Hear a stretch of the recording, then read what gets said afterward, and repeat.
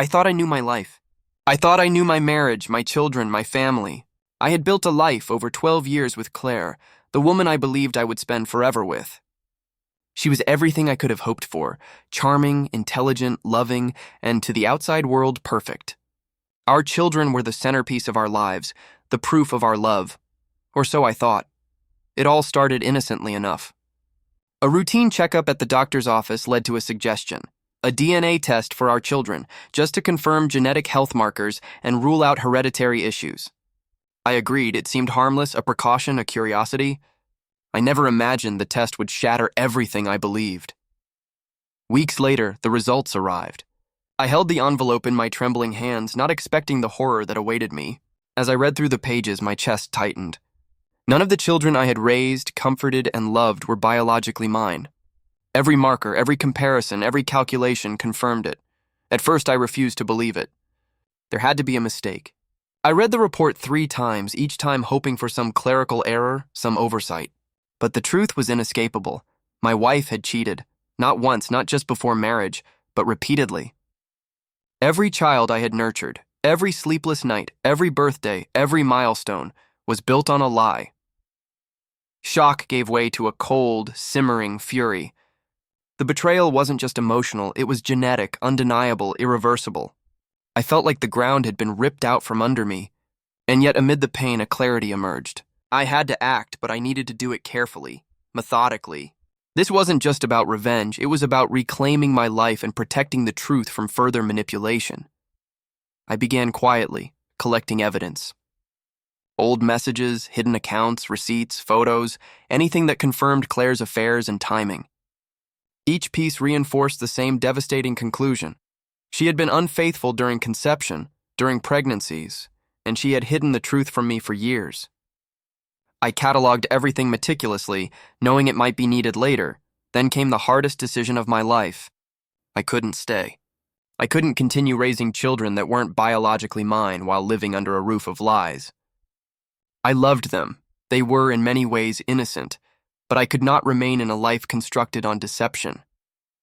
I began planning my departure, ensuring I had legal counsel, financial security, and a clear plan to protect myself from potential accusations. I left a note for Claire, brief but precise. I have learned the truth. I cannot continue this life. I am leaving and I am taking nothing but the truth with me. Everything else is yours to manage. I left in the early morning before anyone was awake, carrying only a small bag and the weight of a shattered life. The house was silent as I walked out, each step heavy, final.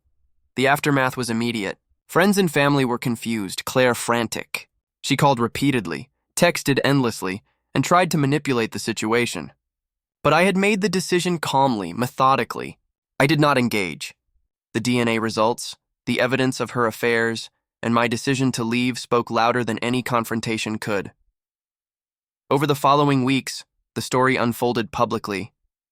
Claire's family discovered the truth through subtle leaks I allowed, careful enough to reveal facts without becoming malicious, just enough to ensure accountability.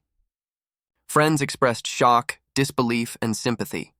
The man who had fathered the children was revealed indirectly, his identity becoming known in small circles.